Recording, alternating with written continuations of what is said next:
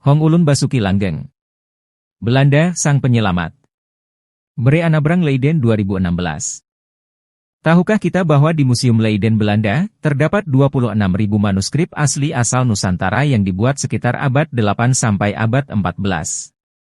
Manuskrip-manuskrip yang masih tersimpan itu terpelihara dengan baik. Saat ini kita bisa membaca manuskrip-manuskrip itu secara digital. Pihak museum menyediakan sebuah tablet yang bisa diklik untuk membaca bunyi manuskrip-manuskrip yang kita ingin baca, karena tak mungkin kita membuka manuskrip itu secara langsung. Di tablet itu akan muncul isi manuskrip dalam bahasa aslinya. Kemudian kita tinggal pilih ingin dalam terjemahan dalam bahasa apa, karena terdapat terjemahan dalam 24 bahasa dunia termasuk bahasa Indonesia. Ironis dan tragis.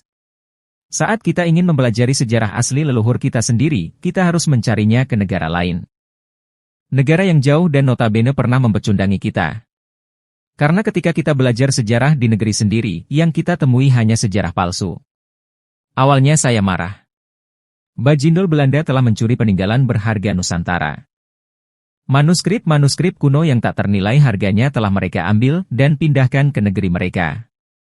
Tapi ketika saya menjumpai kenyataan bahwa justru jika dibiarkan oleh para arkeolog Belanda waktu itu, maka manuskrip-manuskrip tak ternilai itu justru akan punah dibakar, dimusnahkan atau dihancurkan oleh bangsa kita sendiri yang otaknya telah teracuni dogma yang merusak kewarasan.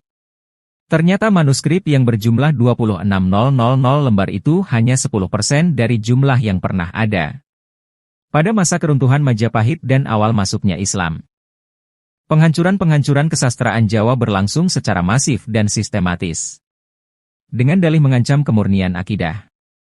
Catatan-catatan kuno tentang rahasia ilmu pengetahuan Nusantara lama dimusnahkan, perpustakaan, tempat-tempat belajar, tempat-tempat pesanggerahan tak luput dari penjarahan dan pembakaran.